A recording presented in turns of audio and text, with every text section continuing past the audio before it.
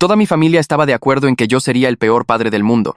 Pero a mí solo me faltaban 3 semanas para finalizar una adopción. Estábamos todos sentados viendo a mi sobrinito correr por todos lados, cuando de la nada, mi tía soltó: «Qué bueno que el hijo bueno de la familia ya tiene un niño. ¿Se imaginan si el otro tuviera un escuincle?». Todos se rieron, lanzándome miradas de reojo que no disimulaban nada. «Dios, ¿te imaginas?», dijo mi papá.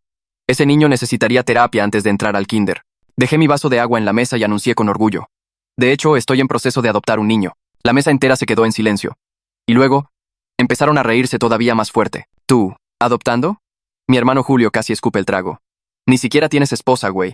No pudiste mantener una relación ni en la prepa, ni en la universidad, ni ahora». Mi mamá negó con la cabeza: «Mijito, no puedes mantener viva ni una planta. ¿Cómo vas a criar a un ser humano?». Soltó una risita burlona. «¿Te acuerdas cuando se te escapó tu hámster?», añadió mi tío. «Ese animalito prefirió morirse entre las paredes antes que quedarse contigo». Pero nada de eso era verdad. Había sido Julio quien mató la planta echándole Sprite en lugar de agua. Y fue él quien sacó a mi hámster y me echó la culpa. Mi tío se reclinó en su silla. «Adrián, apenas puedes cuidarte a ti mismo. Tu departamento es un mugrero, pides comida a domicilio todas las noches y siempre se te olvida pagar las cuentas a tiempo. Eso no es material de padre, es una sentencia de muerte para el niño». Toda la mesa se soltó a carcajadas de nuevo, pero eso solo hizo que me aferrara más a mi decisión. Durante los siguientes 6 meses, trabajé horas extras como loco para conseguir ese ascenso en el trabajo. Mejor puesto, mejor estabilidad, mejor futuro para mi hijo. Sí, mi hijo. Isaac, un niño de 7 años que había estado rebotando por el sistema del DIF desde los 3. Me aseguré de que nuestro departamento estuviera limpio y seguro, con las alacenas llenas de comida y antojos. Aprendí a cocinar, a llevarlo a todos los lugares a los que yo quise ir de niño. Me presenté a cada visita supervisada, a cada junta, a cada cita.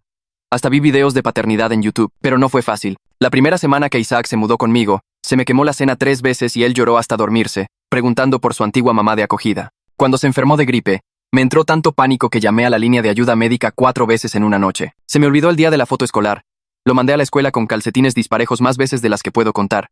Y una vez usé suavizante en lugar de detergente para lavar su ropa por accidente. Había noches en las que me quedaba despierto, aterrado, pensando que mi familia tenía razón.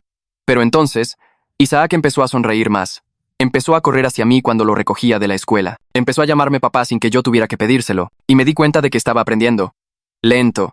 Con errores. Pero estaba aprendiendo. Mientras tanto, la vida perfecta de Julio se estaba desmoronando. Su esposa lo cachó engañándolo con la nana y tuvieron un divorcio horrible y muy sonado.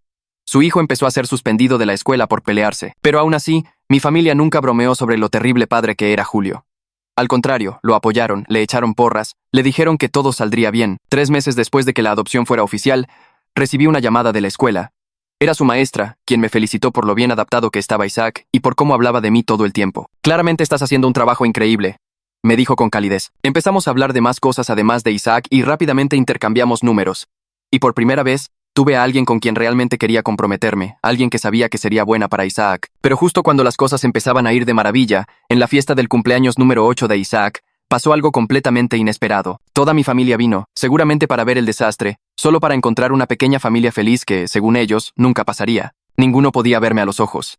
Hasta que mi hermano Julio entró, tropezando de borracho y visiblemente molesto. Me vio sosteniendo la mano de Isaac mientras cortábamos el pastel. Y algo dentro de él simplemente se rompió. «Ya te sientes perfecto, ¿no?», gritó. «¿Jugando a la familia feliz? Ese niño va a acabar igual de jodido que tú. Lo vas a arruinar así como arruinas todo». El cuarto se quedó en silencio total. Isaac se apretó más contra mí y gritó débilmente: «Te equivocas. Yo amo a mi papá, es el mejor». Entonces mi mamá se levantó. «Julio, ya basta. Adrián ha sido un padre increíble», mi papá añadió, incómodo. Mejor de lo que yo fui, la verdad. Uno por uno, empezaron a decir algo sobre la paciencia que le tenía a Isaac, lo feliz que se veía el niño, cómo había asumido una responsabilidad que nunca esperaron de mí. Mi novia Elena, la maestra de Isaac, sonrió y deslizó su mano en la mía. «Eres el padre que todos los niños sueñan tener. Y pronto, serás el padre de 2. Se acarició el vientre y sonrió cálidamente. Toda la familia se arremolinó a nuestro alrededor, felicitándonos, mientras mi hermano Julio se quedaba ahí parado, poniéndose cada vez más rojo. De repente, algo en él tronó. Empezó a reírse como un maníaco. «Esto es una locura», dijo, sin dejar de reír, con los ojos desorbitados. «¿En serio se están creyendo esto? ¿Adrián jugando a la casita con un niño cualquiera?». Se tambaleó hacia adelante, señalándome. «Yo sé lo que hiciste, conozco tus secretos, y si creen que este final feliz es real, son todos unos idiotas». Miró directamente a Isaac y sonrió con malicia. «Tu papá no es quien crees que es, niño». Elena acercó a Isaac hacia ella mientras Julio retrocedía hacia la puerta. «Ya verán. Todos ustedes. Ya verán». La puerta se cerró de golpe. Nadie se movió por al menos 10 segundos. Mi familia solo miraba fijamente el lugar donde él había estado, como si no pudieran procesar lo que acababa de pasar. Mi mamá abrió la boca, pero no dijo nada. Mi papá se frotó la cara con ambas manos. Sentí la manita de Isaac apretar la mía con más fuerza, y eso me trajo de vuelta a la realidad. Me agaché y le susurré que fuéramos a su cuarto a abrir sus regalos, lejos de todos los problemas de adultos. Él asintió y caminamos por el pasillo mientras oía a mi tía empezar a decir algo sobre que Julio necesitaba ayuda. Me temblaban las manos mientras ayudaba a Isaac a romper el papel de su regalo más grande. Sacó una bicicleta nueva y sus ojos se abrieron de par en par por la emoción, pero yo apenas podía concentrarme en su cara de felicidad, porque mi cerebro no dejaba de darle vueltas a todo lo que Julio podría saber y todo lo que podría contar. Me obligué a sonreír y a sentir mientras Isaac me enseñaba cada juguete nuevo. Pero por dentro, ya estaba planeando cómo protegerlo de cualquier bomba que mi hermano estuviera a punto de soltar. Después de una hora de abrir regalos y jugar con figuras de acción nuevas, a Isaac le empezaron a pesar los ojos. Lo arropé en su cama, rodeado de sus cosas nuevas, y se durmió casi al instante, probablemente agotado por la emoción y el estrés de la fiesta. Regresé a la cocina, donde Elena estaba limpiando los platos de cartón y los vasos de plástico. Levantó la mirada y pude ver la preocupación en toda su cara. Nos sentamos a la mesa de la cocina sin decir nada por un minuto. Ella extendió la mano sobre la mesa y tomó la mía. Me preguntó directamente si había algo de mi pasado que no le hubiera contado. Algo que Julio pudiera usar en mi contra. Su voz era firme, pero podía oír el miedo debajo de ella. Me di cuenta en ese momento de que no podía dejar que Julio forzara esta conversación. Tenía que ser honesto con ella antes de que él torciera todo para hacerlo sonar peor. Respiré hondo y empecé a hablar. Le conté sobre mis 20s, cuando tuve problemas con la bebida después de dejar la universidad la primera vez. Le conté sobre el arresto por conducir ebrio que tuve a los 23. Cómo lo había mantenido en secreto por años porque estaba muy avergonzado. Le expliqué los problemas de dinero que tuve en esa época, las tarjetas de crédito que tenía hasta el tope y no podía pagar. Los cobradores llamándome por 2 años seguidos. Le dije que apenas había terminado de pagar todo unos 6 meses antes de empezar el proceso de adopción. Ella no dijo nada por un largo rato. Solo se quedó sentada mirando sus manos sobre la mesa. Sentí que iba a vomitar mientras esperaba su respuesta. Cuando finalmente me miró, tenía los ojos húmedos, pero no estaba llorando. Dijo que deseaba que yo hubiera confiado en ella lo suficiente para contárselo antes. Dijo que entendía por qué tenía miedo de compartirlo, pero que ocultarlo la hacía preguntarse qué más podría estarle guardando. Luego apretó mi mano y dijo que lo resolveríamos juntos. Que mi pasado no cambiaba lo que sentía por el hombre en el que me había convertido. A la mañana siguiente, Isaac entró a la cocina mientras yo hacía hotcakes y preguntó por qué el tío Julio estaba tan enojado en la fiesta. Volteé un hotcake y traté de pensar cómo explicárselo sin asustarlo. Le dije que a veces los adultos tienen problemas que necesitan resolver, y que el tío Julio estaba lidiando con cosas difíciles que lo hacían actuar de forma grosera. Isaac le puso miel a sus hotcakes y pareció pensarlo un segundo. Preguntó si el tío Julio estaba enojado con él. Le dije que no, absolutamente no, que esto era sobre cosas de adultos que no tenían nada que ver con él. Asintió y empezó a comer. Luego empezó a hablar de su bicicleta nueva y de si podíamos ir al parque más tarde. Así de fácil, volvió a ser el niño feliz de siempre. Me recordó que los niños pueden manejar mucho más de lo que creemos, siempre y cuando se sientan seguros y amados. Pasamos el resto de la mañana en el parque e Isaac le dio como 50 vueltas al camino con su bici nueva. Esa tarde sonó mi teléfono. Vi que era mi mamá. Casi no contesto, pero Elena me lanzó una mirada que decía que debía hacerlo. La voz de mi mamá sonaba diferente a lo habitual. Más suave, tal vez. Dijo que quería disculparse por el comportamiento de Julio y preguntar si yo estaba bien. Me senté en el sillón, porque era la primera vez en toda mi vida que mi mamá realmente se preocupaba por cómo me sentía yo sobre algo. Dijo que había hablado con Julio esa mañana, y que él estaba hecho un desastre, pero que sus problemas no eran mi responsabilidad. Le dije que apreciaba su llamada y que estaba manejando las cosas, pero que Isaac tenía que ser mi prioridad ahora mismo. Ella dijo que entendía y que estaba orgullosa de cómo había manejado todo. Hablamos unos 10 minutos más sobre cosas normales, como la bici nueva de Isaac y el clima. Cuando colgué, Elena me preguntó si todo había salido bien. Le dije que mejor de lo que esperaba. Más tarde esa noche, después de que Isaac se durmió, Elena sugirió que deberíamos ver a su papá para contarle sobre el embarazo antes de que Julio causara más drama. Dijo que quería que su familia escuchara la noticia directamente de nosotros, no a través de una versión retorcida que mi hermano pudiera esparcir. Sentí un hueco en el estómago, porque conocer a su papá en estas circunstancias no era exactamente lo ideal.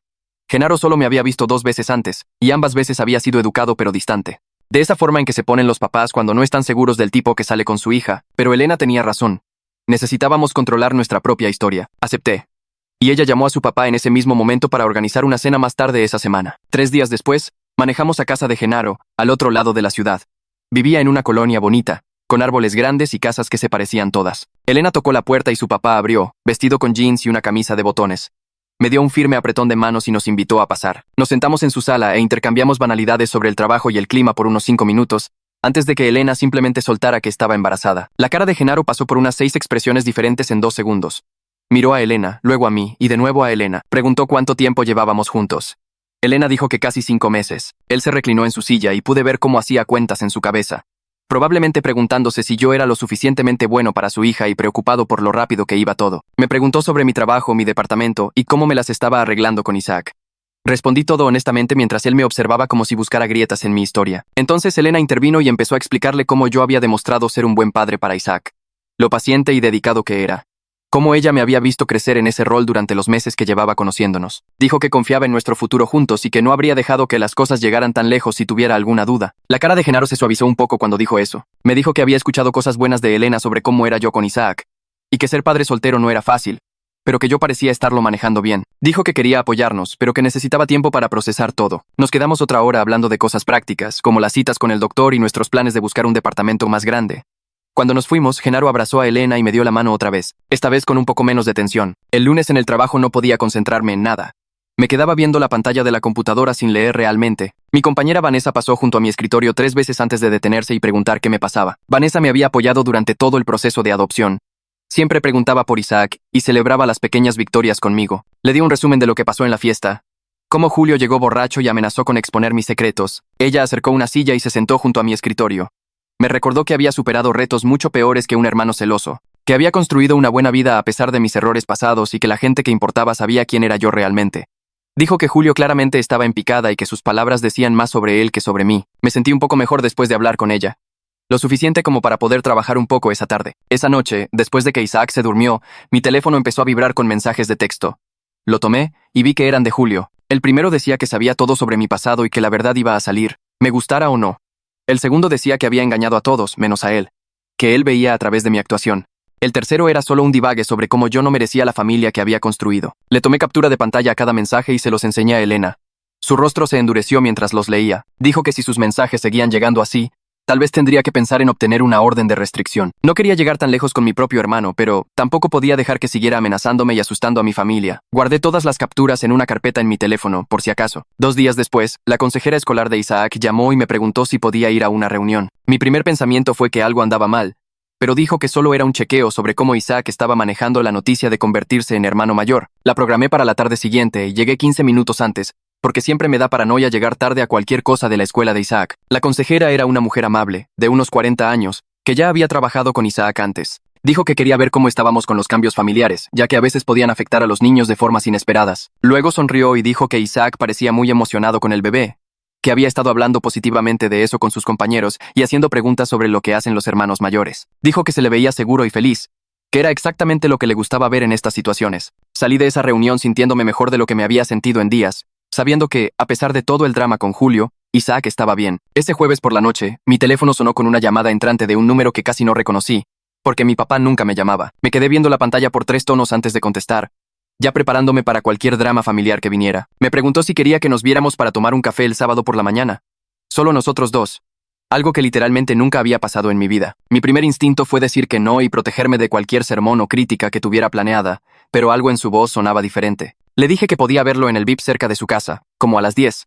Luego pasé los siguientes 2 días preguntándome qué querría y si esto era algún tipo de trampa. El sábado por la mañana llegué 15 minutos antes, porque siempre me da paranoia llegar tarde, y me senté en mi coche a vigilar la entrada hasta que vi la camioneta de mi papá estacionarse. Se veía más viejo de lo que recordaba mientras caminaba hacia la puerta. Sus hombros un poco más encorvados que antes. Adentro del restaurante, tomamos un gabinete junto a la ventana y pedimos café. Ambos evitamos el contacto visual mientras la mesera llenaba nuestras tazas. Mi papá carraspeó 3 veces antes de finalmente empezar a hablar. Admitió que había sido demasiado duro conmigo mientras crecía, y que había pasado años proyectando sus propios fracasos en mí en lugar de apoyarme. Dijo que verme con Isaac en la fiesta de cumpleaños le hizo darse cuenta de cómo era la verdadera paternidad, y eso lo obligó a confrontar lo mal que lo había hecho, tanto conmigo como con Julio. Me quedé helado, con la taza de café a medio camino de mi boca, sin saber cómo procesar lo que estaba escuchando. Siguió diciendo que quería intentar construir una mejor relación, si yo estaba dispuesto a darle la oportunidad, y sus ojos estaban húmedos como si fuera a llorar. No supe qué decir al principio, porque este era el hombre que se había pasado toda mi infancia diciéndome que nunca llegaría a nada. Y ahora estaba sentado frente a mí, disculpándose. Eventualmente, le dije que apreciaba la disculpa y que estaba dispuesto a tomar las cosas con calma, un paso a la vez. Acordamos empezar con comidas mensuales donde pudiéramos conocernos como adultos, en lugar de caer en los mismos patrones rotos de mi infancia. La conversación fue incómoda y extraña, pero también necesaria. Como drenar una herida infectada que había estado supurando por décadas. Terminamos nuestro café y cada quien se fue por su lado.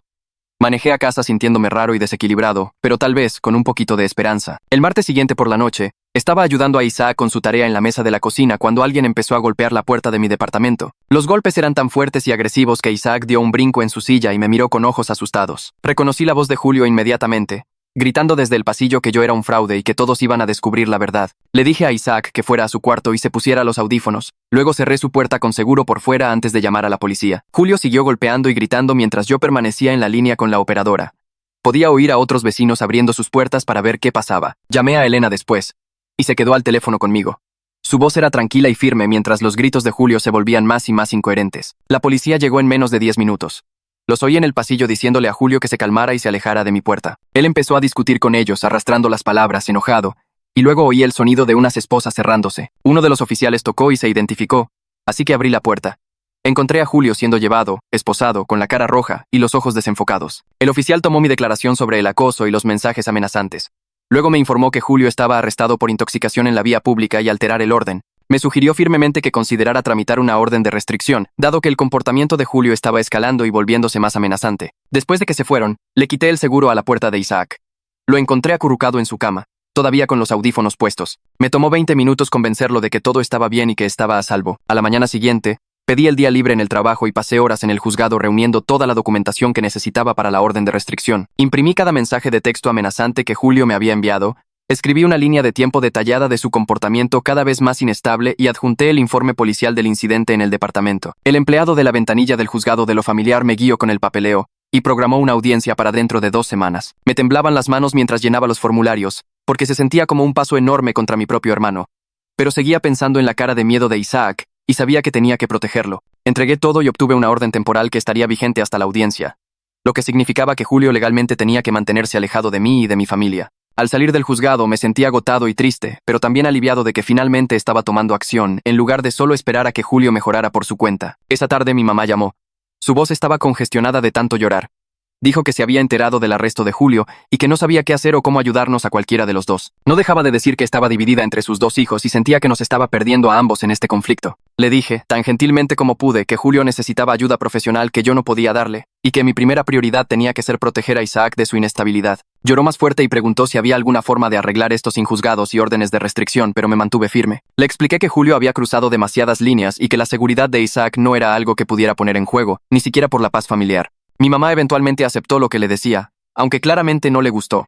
Prometió que intentaría meter a Julio en algún tipo de programa de tratamiento. Después de colgar, me senté en mi sillón mirando a la nada por un largo rato, sintiendo el peso de todo lo que estaba pasando. El siguiente fin de semana, Elena y yo decidimos enfocarnos en algo positivo y empezamos a buscar departamentos más grandes, ya que necesitaríamos más espacio con el bebé en camino. Llevamos a Isaac con nosotros e hicimos que fuera divertido, dejándolo imaginar qué cuarto sería el suyo y hablando de cómo decoraríamos. En el tercer departamento que vimos, Isaac se emocionó mucho con un lugar que tenía 2 recámaras más un pequeño estudio que podría ser el cuarto del bebé. Empezó a planear en voz alta de qué color deberíamos pintar el cuarto del bebé y a preguntar si podía ayudar a elegir los muebles para su futuro hermano o hermana. Verlo tan involucrado en nuestra creciente familia hizo que todo el estrés con Julio se sintiera más manejable, como si estuviéramos construyendo algo real que nadie podía quitarnos. Llenamos la solicitud para ese departamento ese mismo día y cruzamos los dedos para que nos aprobaran. 2 semanas después, estaba sentado en la sala del juzgado esperando que comenzara la audiencia de la orden de restricción.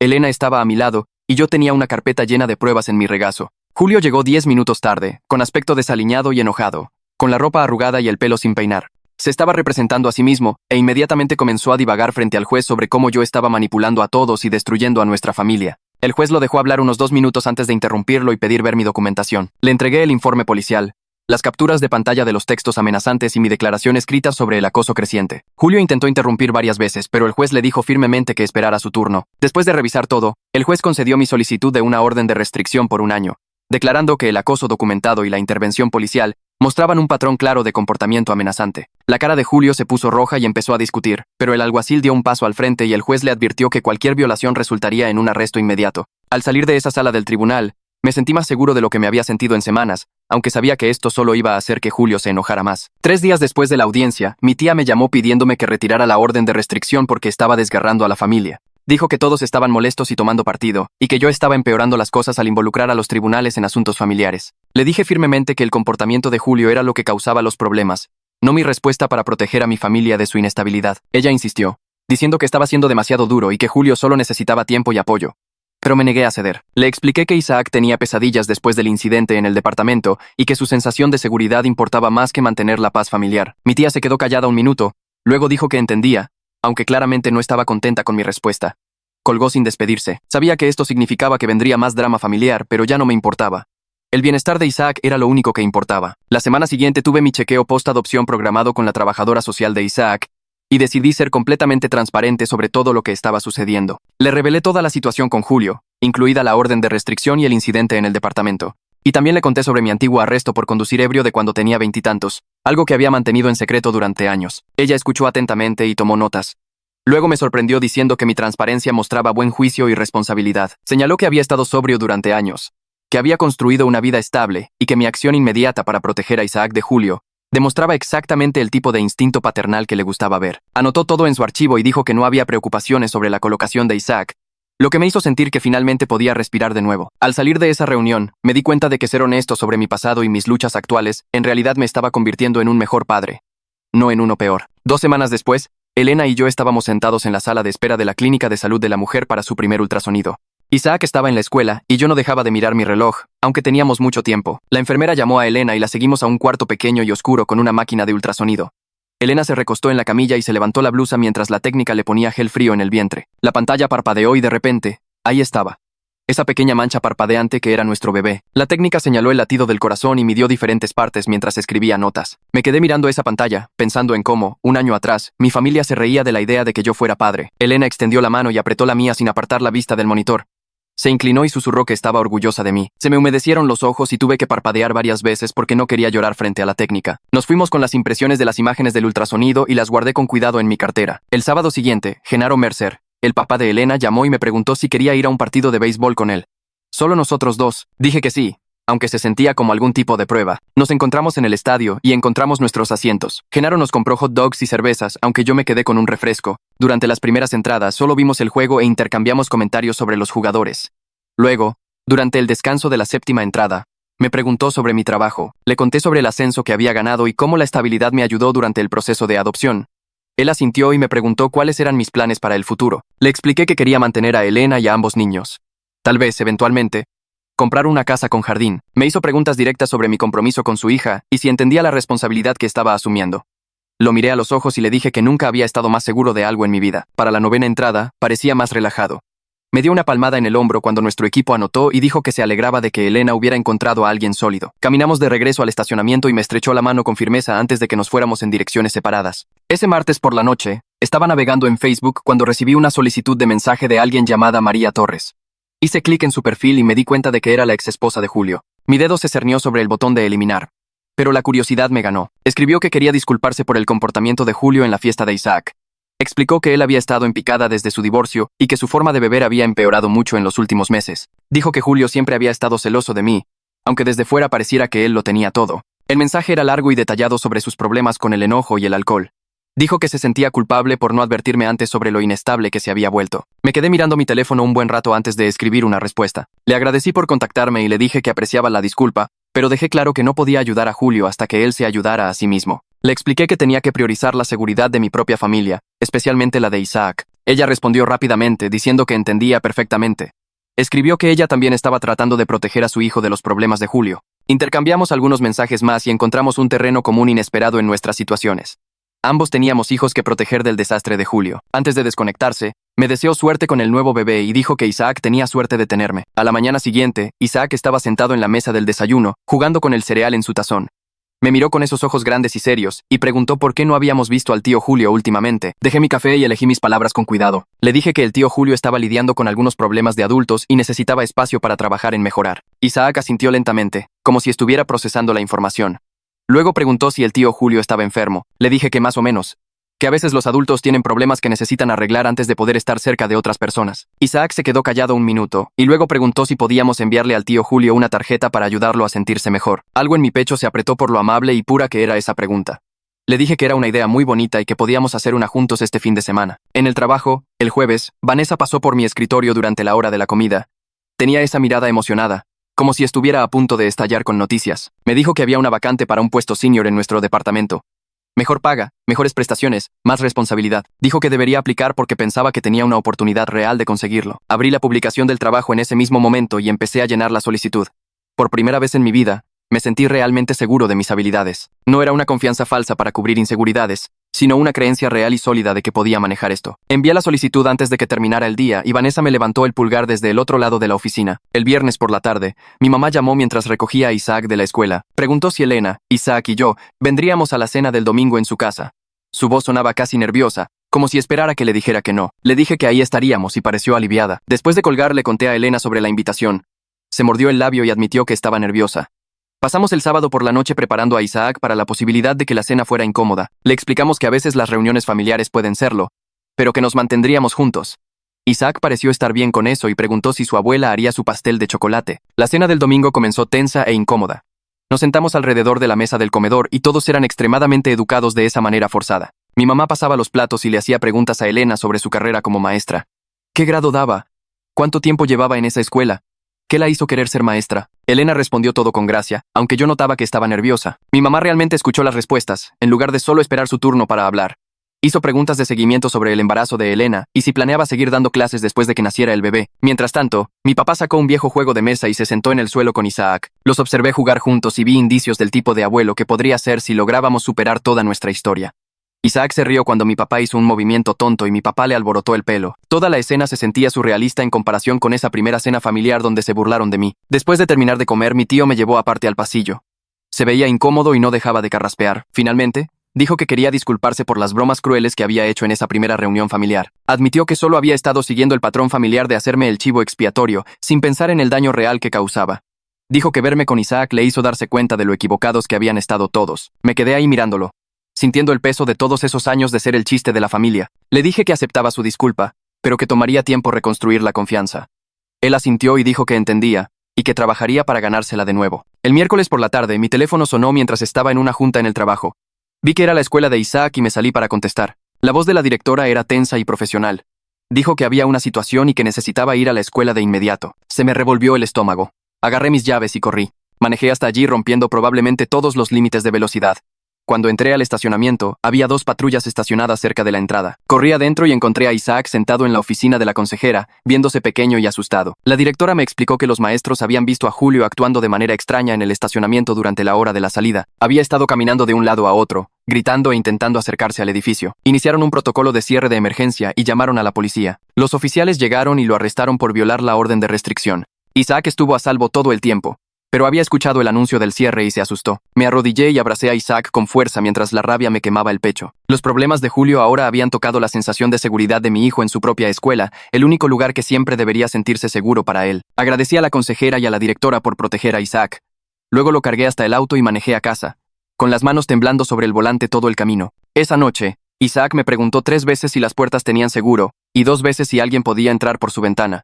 Revisé todo frente a él y me senté en el borde de su cama hasta que se durmió. Mi teléfono vibró alrededor de la medianoche con un texto de mi mamá pidiéndome que le llamara lo antes posible.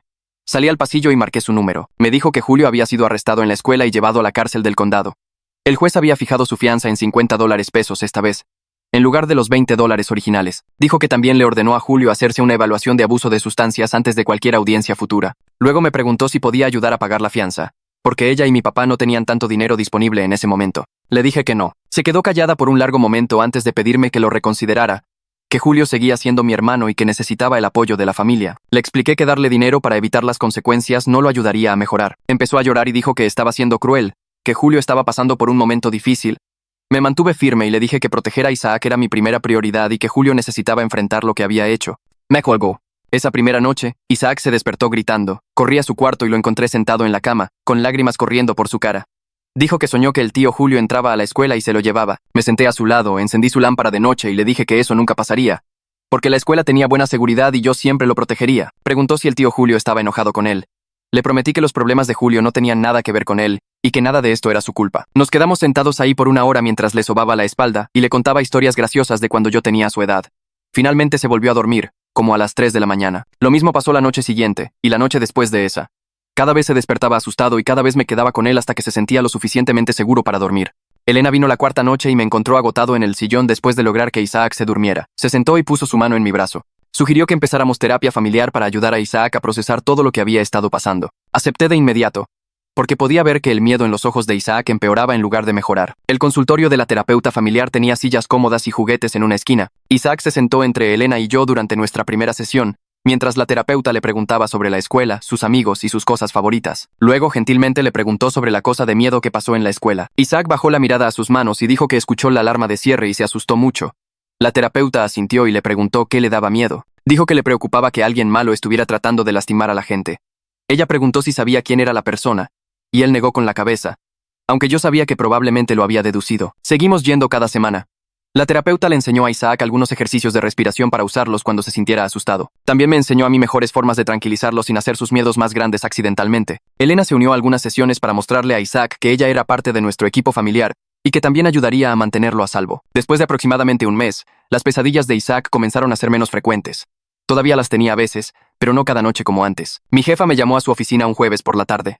Entré esperando otra asignación de proyecto, pero en lugar de eso, me dijo que me habían ascendido a analista senior. El puesto venía con un aumento de $20 al mes y un mejor seguro médico que cubriría más gastos del embarazo. Dijo que me lo había ganado por mi trabajo duro y constante y mi fiabilidad durante los últimos 2 años. Le di las gracias e intenté mantener una expresión profesional, pero por dentro sentía ganas de saltar de alegría. Esa tarde Vanessa insistió en llevarme a celebrar. Fuimos a un bar cerca de la oficina. Ella pidió una cerveza y yo un refresco. Levantó su vaso e hizo un brindis por mi éxito y por demostrarles a todos que estaban equivocados sobre lo que yo podía lograr. Choqué mi vaso contra el suyo y me sentí agradecido de tener una amiga que me había apoyado durante todo el proceso de adopción y todo lo de Julio. Mi mamá llamó 2 semanas después del arresto de Julio para contarme los resultados de su evaluación ordenada por el tribunal. El evaluador determinó que tenía un grave problema de alcohol y recomendó un tratamiento en un internado. El juez le ordenó completar un programa de rehabilitación de 30 días en un centro a 1 hora de distancia. Mi mamá dijo que Julio finalmente había aceptado ir, después de resistirse al principio. Sonaba esperanzada de que esto realmente pudiera ayudarlo a cambiar. Yo también sentí una pequeña chispa de esperanza, pero no estaba listo para bajar la guardia o confiar en que un mes arreglaría años de problemas. Le dije a mi mamá que me alegraba que estuviera recibiendo ayuda, pero que necesitaba ver un cambio real y a largo plazo antes de considerar dejarlo volver a la vida de Isaac. Ella dijo que entendía, aunque pude oír la decepción en su voz. Elena y yo pasamos 3 fines de semana buscando departamentos en nuestro rango de precio. La mayoría eran demasiado pequeños, o estaban en zonas feas, o tenían propietarios que parecían turbios. Entonces encontramos un lugar de 3 recámaras en una calle tranquila, en el mismo distrito escolar al que ya iba Isaac. Tenía un pequeño patio trasero cercado y suficiente espacio para que Isaac tuviera su propio cuarto y para que nosotros armáramos un cuarto para el bebé. La cocina estaba remodelada y el propietario pareció razonable cuando lo conocimos. Firmamos el contrato de arrendamiento ese mismo día. Isaac vino con nosotros a verlo antes de que firmáramos y corrió de cuarto en cuarto, emocionándose por tener un espacio más grande. Eligió qué cuarto quería y empezó a planear dónde pondría sus juguetes y su cama. Verlo feliz y emocionado hizo que toda la búsqueda de departamento valiera la pena. El día de la mudanza llegó más rápido de lo esperado. Había empacado la mayoría de nuestras cosas la semana anterior, pero todavía había cajas por todas partes cuando mi papá apareció ese sábado por la mañana. Nunca antes se había ofrecido a ayudarme a mudarme, así que me sorprendió cuando llamó y preguntó a qué hora llegar. Trabajamos juntos cargando cajas por las escaleras y subiéndolas al camión de mudanzas que había rentado. No dijo mucho al principio, pero mientras cargábamos un librero pesado juntos, me dijo que estaba orgulloso de cómo había manejado todo con Julio.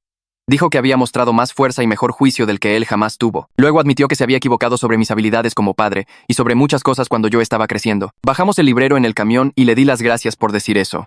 No era una reparación completa de nuestra relación, pero se sentía como un verdadero comienzo. Genaro apareció en el nuevo departamento el siguiente fin de semana con una mujer que yo no conocía. Elena me la presentó como su mamá y le di la mano, sintiéndome repentinamente nervioso por causar una buena impresión. Trajeron regalos de bienvenida, incluyendo utensilios de cocina y una tarjeta de regalo para un supermercado local. La mamá de Elena inmediatamente empezó a preguntarle a Isaac sobre la escuela, sus materias favoritas y si le gustaba leer. Él entró en confianza con ella rápidamente y le enseñó su nuevo cuarto. Ella le dijo que era un cuarto perfecto para un niño inteligente como él y que estaba muy feliz de tenerlo como nieto. Verla tratar a Isaac como familia sin dudarlo me hizo un nudo en la garganta. Genaro me miró y asintió, como si aprobara cómo iban las cosas. Unos días después, Isaac estaba ayudando a Elena a armar el cuarto del bebé cuando la llamó señorita Elena en lugar de solo Elena. Ella dejó de acomodar la ropita de bebé y lo miró con lágrimas en los ojos. Le preguntó si le gustaría llamarla de otra manera eventualmente, como un nombre que mostrara que ella era especial para él. Él lo pensó por un minuto y luego dijo que le gustaba señorita Elena por ahora, porque se sentía bien. Ella lo abrazó y le dijo que era perfecto, y que podía llamarla como se sintiera cómodo. Yo estaba parado en la puerta, observándolos, y me di cuenta de que Isaac estaba encontrando su propia manera de aceptarla como parte de nuestra familia. 30 días después de que Julio entró a rehabilitación, su consejera llamó a mi celular. Se presentó y explicó que estaba trabajando con Julio en su programa de recuperación. Me preguntó si estaría dispuesto a participar en una sesión de terapia familiar como parte de su plan de tratamiento. Dudé, porque no estaba seguro de si Julio realmente estaba cambiando o solo estaba siguiendo los pasos para satisfacer al tribunal. Ella dijo que la participación familiar era importante para el éxito a largo plazo, pero que yo podía establecer los límites que necesitara. Acepté una sesión, con límites claros sobre lo que estaba dispuesto a discutir. La programó para la siguiente semana en el centro de rehabilitación. Después de colgar le conté a Elena. Apretó mi mano y dijo que apoyaría cualquier decisión que tomara sobre Julio. La sesión de terapia tuvo lugar el jueves siguiente en el centro. Manejé hasta allí solo porque Elena tenía que trabajar, y honestamente necesitaba el tiempo para prepararme mentalmente para ver a Julio de nuevo. La consejera me recibió en el vestíbulo y me llevó a un pequeño cuarto con un sofá y 2 sillas. Julio entró unos minutos después. Se veía más limpio de lo que lo había visto en meses.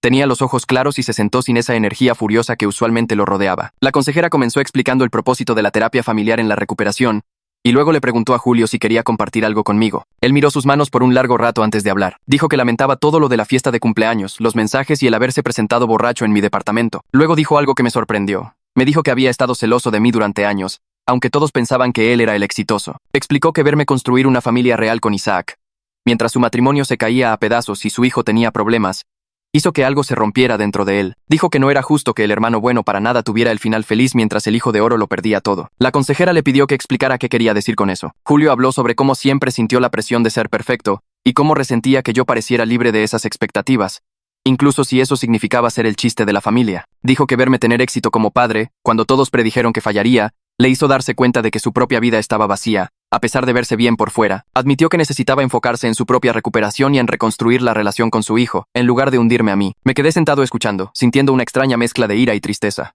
Una parte de mí quería decirle cuánto daño había causado. Otra parte entendía que sus celos venían de un lugar real, aunque sus acciones fueran incorrectas. Cuando la consejera me preguntó si quería responder, le dije a Julio que aceptaba su disculpa, pero que reconstruir la confianza llevaría mucho tiempo. Le expliqué que necesitaba ver un cambio real durante meses, no solo palabras en una sesión de terapia, antes de considerar dejarlo acercarse a la vida de Isaac. La terapeuta asintió y le dijo a Julio que respetar mis límites era una parte importante de su proceso de recuperación. Le dijo que él no podía controlar mi tiempo para perdonar, y que presionar por más acceso del que yo me sentía cómodo solo dañaría más las cosas. Julio aceptó y dijo que entendía. La sesión terminó con la consejera programando un seguimiento en un mes, si yo estaba dispuesto. Dije que lo pensaría y me fui sintiéndome agotado, pero también como si tal vez este fuera el comienzo de algo diferente entre nosotros. 2 semanas después, mi mamá llamó mientras yo hacía la cena. Me dijo que ella y mi papá habían comenzado a asistir a juntas de Al-Anon para aprender a apoyar a Julio sin solapar sus problemas. Su voz sonaba diferente a lo habitual, menos a la defensiva y más honesta. Dijo que las juntas les estaban ayudando a entender que pedirme que pagara la fianza de Julio había estado mal.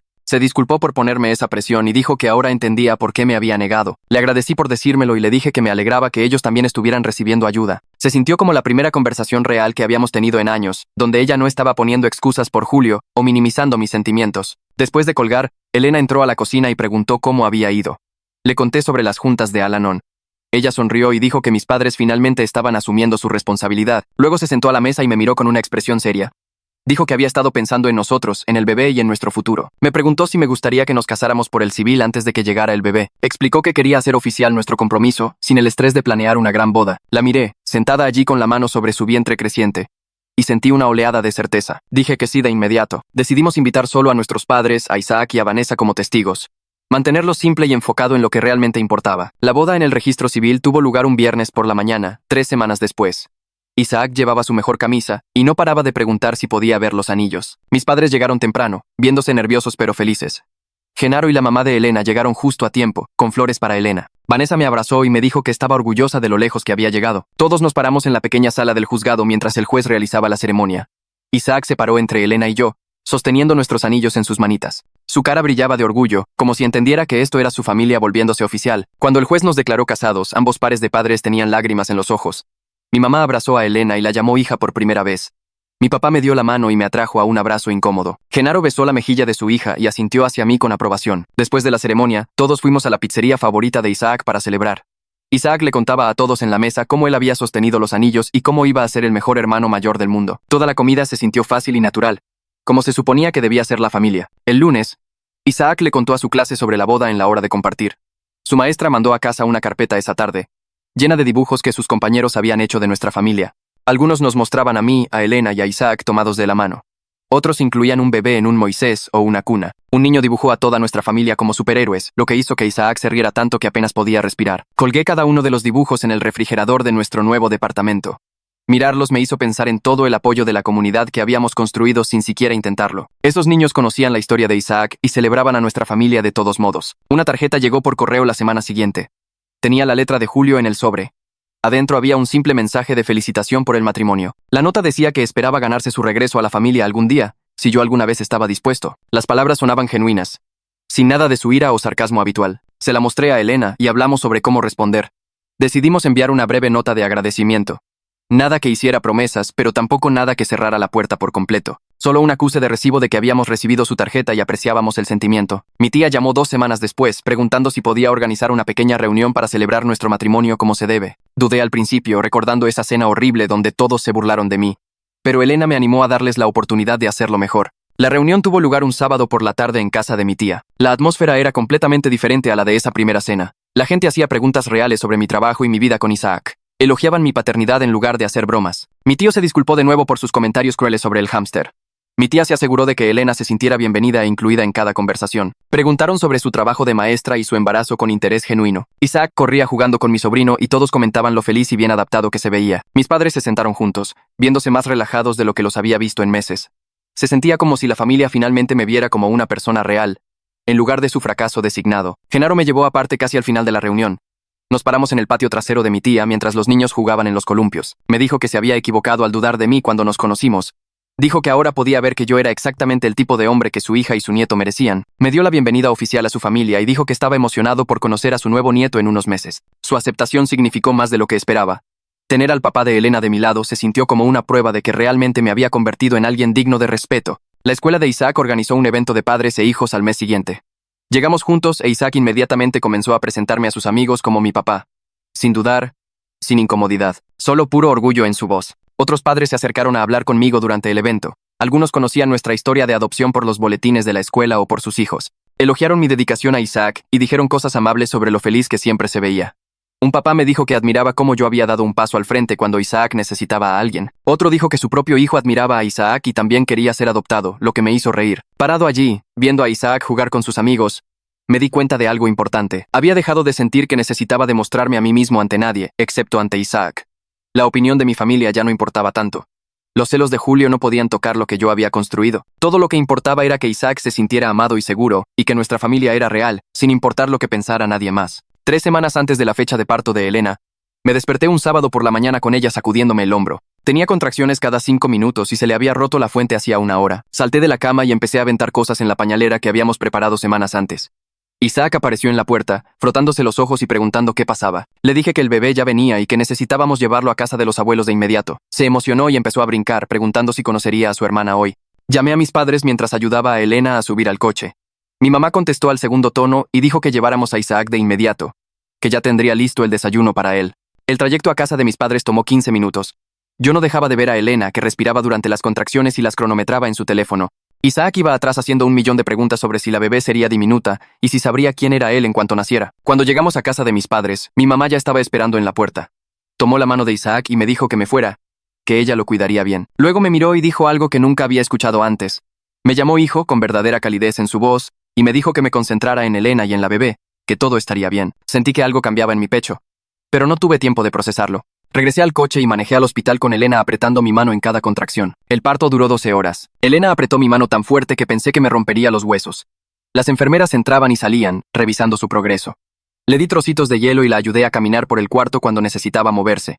Cerca de la hora 10, empezó a llorar y a decir que ya no podía más. Me quedé a su lado y le recordé lo fuerte que era. Finalmente, el doctor dijo que era hora de pujar. 30 minutos después, escuché un llanto que lo cambió todo. La enfermera puso a esta bebé diminuta y arrugada sobre el pecho de Elena. Nuestra hija, Lily, pesó 2 kilos 800 gramos y tenía la cabeza llena de cabello oscuro. Cuando la sostuve por primera vez, me temblaban las manos. Era tan pequeña, tan perfecta, y mía. La enfermera que nos había estado ayudando sonrió y dijo que yo parecía tener un don natural con los recién nacidos. Elena se rió, aunque estaba agotada, y dijo que yo ya había tenido mucha práctica siendo papá. No podía dejar de mirar la cara de Lily y pensar en lo diferente que era mi vida ahora, comparada con un año atrás. Mis padres llevaron a Isaac al hospital esa tarde para conocer a su hermanita. Entró al cuarto de la mano de mi mamá y sus ojos se abrieron de par en par cuando vio a la bebé. Lo senté en la silla junto a la cama de Elena y con cuidado coloqué a Lily en sus brazos, sosteniendo su cabecita. Él la miró con una expresión de asombro y preguntó por qué era tan pequeña. Elena le explicó que todos los bebés empiezan chiquitos y crecen cada día. Isaac quería saber cuándo podría jugar con él y si ella sabía que él era su hermano mayor. Hizo como 10 preguntas más, una tras otra, mientras tocaba suavemente los deditos de Lily. Mi papá se quedó atrás, tomando fotos con su teléfono. Saqué mi propio teléfono y capturé el momento de Isaac sosteniendo a Lily, sonriendo más grande de lo que jamás lo había visto. Mirando esa foto más tarde, supe que ahí fue cuando nuestra familia se completó. No cuando adopté a Isaac, ni cuando Elena y yo nos casamos, sino justo aquí, con mis 2 hijos juntos por primera vez. Llevamos a Lily a casa 3 días después e inmediatamente caímos en el caos de la vida con un recién nacido. Se despertaba cada 2 horas queriendo comer. Elena y yo nos turnábamos para levantarnos en la noche, tropezando en la oscuridad del departamento, medio dormidos. Isaac nos sorprendió siendo increíblemente servicial. Traía pañales limpios sin que se lo pidiéramos y le llevaba agua a Elena mientras alimentaba a la bebé. Cuando Lily lloraba, él le cantaba las canciones que yo solía cantarle a él cuando recién se mudó conmigo.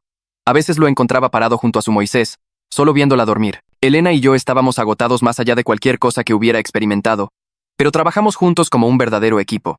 Ella se encargaba de la alimentación mientras yo cambiaba pañales. Yo lavaba la ropa mientras ella tomaba una siesta con la bebé. Nos turnábamos para cargar a Lily para que el otro pudiera bañarse o comer. Incluso en medio de las noches más difíciles, cuando ambos niños necesitaban algo al mismo tiempo, se sentía correcto. Como si esto fuera exactamente lo que se suponía que debíamos estar haciendo. 2 semanas después de llevar a Lily a casa, llegó un paquete con el nombre de Julio como remitente. Adentro había un pequeño oso de peluche rosa y una tarjeta. La tarjeta decía felicidades por la nueva bebé, y mencionaba que llevaba 90 días sobrio. Escribió que estaba asistiendo a terapia ambulatoria 2 veces por semana y trabajando en sí mismo. No pidió conocer a Lily ni presionó para tener contacto. Solo quería que supiéramos que estaba progresando. Le mostré la tarjeta a Elena y hablamos sobre cómo responder. Apreciaba que estuviera recibiendo ayuda y manteniéndose sobrio, pero aún no estaba listo para dejarlo volver a nuestras vidas, especialmente no cerca de los niños. Escribí una breve nota de agradecimiento por el regalo, sin extender ninguna invitación a visitarnos. Mantener los límites se sentía importante, incluso mientras esperaba que su recuperación fuera real. Mi papá empezó a aparecer cada domingo por la tarde, sin falta. Pasaba 1 hora jugando con Isaac en la sala mientras cargaba a Lily y le hacía caras. A Isaac le encantaba tener la atención de su abuelo y presumía sus habilidades de lectura o contaba historias de la escuela. Mi papá parecía genuinamente interesado en todo lo que Isaac decía. Hacía preguntas, se reía de los chistes de Isaac y le ayudaba a construir torres de bloques elaboradas. Con Lily era gentil y paciente, dejando que ella le agarrara el dedo mientras le hablaba con voz suave. Yo lo observaba con ambos niños y veía a una persona diferente al padre con el que crecí. Estaba presente e involucrado de maneras que nunca lo estuvo conmigo, ni siquiera con el hijo de Julio. Se sentía como si estuviera tratando de ser el abuelo que deseó haber sido como padre. Genaro y la mamá de Elena se convirtieron en visitas habituales en nuestro departamento durante esas primeras semanas. Llegaban con comida casera y se llevaban a Isaac al parque para que Elena y yo pudiéramos dormir una siesta. La mamá de Elena cargaba a Lily durante horas, cantando viejas canciones de cuna y contando historias de cuando Elena era bebé. Genaro me ayudó a armar muebles nuevos y a arreglar una llave que goteaba y que yo había estado ignorando. Nunca nos hicieron sentir como si estuviéramos fallando o batallando. Solo nos apoyaron en las partes difíciles. Me sentí agradecido por su presencia de maneras que no podía expresar del todo. Después de pasar tantos años sintiéndome como el marginado de la familia, ahora tenía más apoyo familiar del que sabía qué hacer. Ambos pares de padres invertidos en nuestros hijos y en nuestro éxito. Era extraño y maravilloso al mismo tiempo. 3 meses después del nacimiento de Lily, Julio envió un mensaje de texto preguntando si podíamos vernos para tomar un café.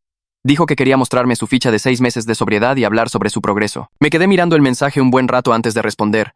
Una parte de mí quería ignorarlo y mantenerlo a distancia, pero otra parte tenía curiosidad por saber si realmente había cambiado o si esto era solo otra manipulación. Acepté reunirme con él en un café del centro, sin los niños. Le dije a Elena dónde estaría, y le prometí enviarle un mensaje cada 30 minutos para que supiera que estaba bien. La mañana de la reunión estaba nervioso de una manera que no podía identificar. Nervioso de que estuviera borracho o enojado. Nervioso de que intentara culparme para que lo dejara conocer a Lily. Nervioso de que verlo traería de vuelta todos los malos sentimientos de la fiesta de cumpleaños. Cuando Julio entró al café, casi no lo reconocí. Se veía más saludable de lo que lo había visto en años. Sus ojos estaban claros y enfocados. Había recuperado algo de peso y su piel ya no tenía ese tono grisáceo. Nos sentamos en una mesa de la esquina y él sacó una ficha plateada de su bolsillo. 6 meses sobrio. La puso sobre la mesa entre nosotros como una prueba. Luego empezó a hablar, y yo solo escuché. Asumió toda la responsabilidad por todo lo que pasó en la fiesta de cumpleaños de Isaac. No puso excusas sobre estar borracho o celoso. Simplemente reconoció que su comportamiento fue incorrecto e hiriente. Habló sobre la terapia, las juntas de AA y sobre aprender a lidiar con su ira. Mencionó que estaba reconstruyendo la relación con su propio hijo, tomándoselo con calma y demostrando que podía ser confiable. Dijo que entendía si yo nunca confiaba en él cerca de mis hijos, que se había ganado mi desconfianza y que tomaría años reconstruir algo entre nosotros, pero quería que yo supiera que estaba tratando genuinamente de convertirse en una mejor persona.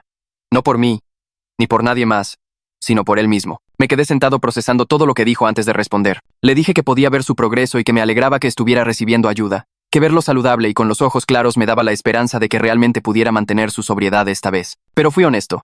Le dije que reconstruir la confianza sería un proceso lento, que dependería de que él se mantuviera sobrio y respetara cualquier límite que yo estableciera, que mi prioridad siempre sería proteger a Isaac y a Lily de la inestabilidad. Él asintió a todo lo que dije. No discutió ni presionó.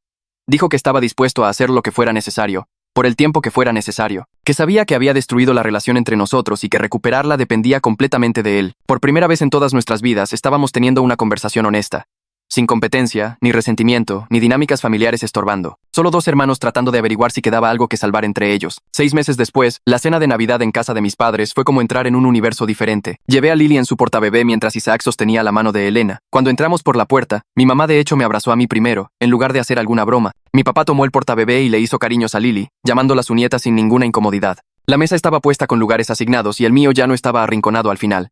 Me senté entre Elena e Isaac, justo en medio de todo. Julio apareció una hora después, sobrio, y llevando un postre que él mismo había horneado. Se mantuvo callado la mayor parte del tiempo, ayudando en la cocina y jugando con Isaac cuando se lo pedían, pero sin presionar. Cuando mi tía empezó a contar historias de las fiestas familiares, me incluyó en los buenos recuerdos en lugar de convertirme en el remate del chiste. Mi tío me preguntó sobre mi trabajo y pareció genuinamente interesado en mi respuesta. Durante la cena, mi mamá me pasaba los platos a mí primero y preguntaba si Isaac necesitaba algo. Eran cosas pequeñas, pero importaban. Julio me miró una vez a través de la mesa y me dio un pequeño asentimiento. Le devolví el gesto. Después de comer, mi papá sugirió tomar una foto familiar. Y por primera vez en la historia, se aseguró de que yo estuviera en el centro, sosteniendo a Lily, con Isaac pegado a mi lado. Cuando nos fuimos esa noche, mi mamá me abrazó de nuevo y me susurró, «Estoy orgullosa de ti». Y, de hecho, le creí. 2 semanas después estaba sentado en el estacionamiento de la escuela leyendo el reporte de progreso de Isaac de su maestra de tercero. Había escrito una página completa sobre lo amable que era con otros estudiantes, cómo ayudaba a los niños que tenían dificultades y cómo hablaba de su familia con tanto amor y orgullo. Al final, había agregado una nota personal diciendo que Isaac era uno de los estudiantes emocionalmente más saludables que había tenido en 15 años, y le daba crédito al ambiente hogareño estable que habíamos creado. Se lo mostré a Elena esa noche después de que Isaac se durmió. Ambos nos sentamos en el sillón, solo mirando el papel. Todos esos primeros días de cenas quemadas, calcetines disparejos y llamadas de pánico a la línea de enfermeras habían llevado a esto. Un niño feliz, saludable y amable que se sentía lo suficientemente seguro y amado como para ser bueno con los demás. Elena apretó mi mano y dijo, «Lo hicimos bien». Y finalmente, me permití creerlo. Mis padres empezaron a venir cada domingo después de eso. Traían algo del súper y se quedaban a ayudar con lo que necesitáramos. Mi mamá cargaba a Lily mientras yo ayudaba a Isaac con la tarea, y mi papá arreglaba cosas en el departamento sin que se lo pidiera. Le preguntaban a Elena sobre sus planes de clase y sus alumnos, tratándola como si siempre hubiera sido parte de la familia. No era perfecto. A veces mi mamá decía algo que me recordaba a los viejos tiempos, o mi papá hacía un chiste que no caía bien. Pero lo estaban intentando. Realmente lo estaban intentando. Y eso era más de lo que jamás había esperado. Nunca borraríamos los años en que me trataron como el chiste familiar, pero habíamos encontrado una manera de avanzar que se sentía funcional. Se estaban convirtiendo en los abuelos que Isaac y Lily merecían, incluso si nunca fueron los padres que yo necesité mientras crecía. 4 meses después de esa Navidad, Julio preguntó si podía ver a Isaac y a Lily en casa de mis padres, con todos presentes. Acepté, pero me quedé todo el tiempo, observando cómo interactuaba con ellos. Fue paciente con las preguntas de Isaac y gentil al cargar a Lily. No intentó ser su tío favorito ni compitió por su atención. Simplemente se presentó, estuvo presente y se comportó apropiadamente. Durante los siguientes meses, siguió demostrando ser confiable. Venía a la cena del domingo, sobrio. Ayudaba a mis padres con proyectos y ni una sola vez presionó por más acceso del que yo me sentía cómodo dando. Le mandaba tarjetas de cumpleaños a Isaac y preguntaba por la escuela sin hacerlo raro. Lentamente, con cuidado, empecé a confiar en él cerca de mis hijos para visitas cortas, mientras yo me quedaba cerca. Nunca se quejó de mi cautela ni intentó apresurar el proceso. Entendía que había destruido la confianza entre nosotros y que recuperarla dependía completamente de él. Cuando llegó el 9º cumpleaños de Isaac, casi exactamente un año después de esa fiesta desastrosa, hicimos una celebración en nuestro departamento con ambos lados de la familia. El lugar estaba lleno de gente, pero el ambiente era completamente diferente. Genaro y la mamá de Elena trajeron un pastel enorme que ellos mismos habían decorado.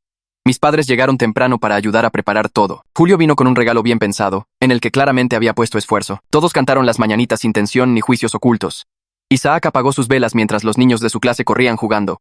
Elena cargaba a Lily en su cadera y ayudaba a servir el pastel. Mi mamá y la mamá de Elena platicaban en la cocina como viejas amigas. Mi papá y Genaro estaban parados juntos, viendo jugar a los niños, ambos sonriendo. Julio se mantuvo apropiado todo el tiempo, hablando con los miembros de la familia y ayudando a limpiar sin hacer que nada se tratara de él. Cuando miré alrededor del cuarto, me di cuenta de que realmente habíamos construido algo real aquí. Algo que perduró a pesar de todos los obstáculos, las dudas y el drama. Tarde esa noche, Después de que todos se fueron e Isaac finalmente colapsó por el exceso de azúcar, me paré en la puerta de su cuarto, viéndolo dormir. Elena se acercó por detrás de mí, con Lily somnolienta en sus brazos, y nos quedamos ahí, mirando a nuestra familia. Pensé en esa mesa de la cena, años atrás, cuando todos se rieron de la idea de que yo adoptara. En mi papá diciendo que cualquier hijo mío necesitaría terapia antes del kinder. En mi tío bromeando que no podía mantener vivo ni a un hámster. Estaban tan equivocados sobre mí. Y yo había tenido tanta razón en demostrarles lo contrario. Mi vida no era perfecta. Mis relaciones familiares seguían siendo complicadas. Y probablemente siempre lo serían. Pero había construido exactamente el tipo de hogar amoroso que siempre había soñado. Isaac era feliz, saludable y amable. Lily estaba creciendo rodeada de gente que la amaba. Elena y yo éramos socios en todo el sentido de la palabra. Mis padres estaban tratando de ser mejores. Julio estaba trabajando en sí mismo. ¿Y yo? Yo solo era un papá haciendo su mejor esfuerzo. Y resultó que eso era más que suficiente.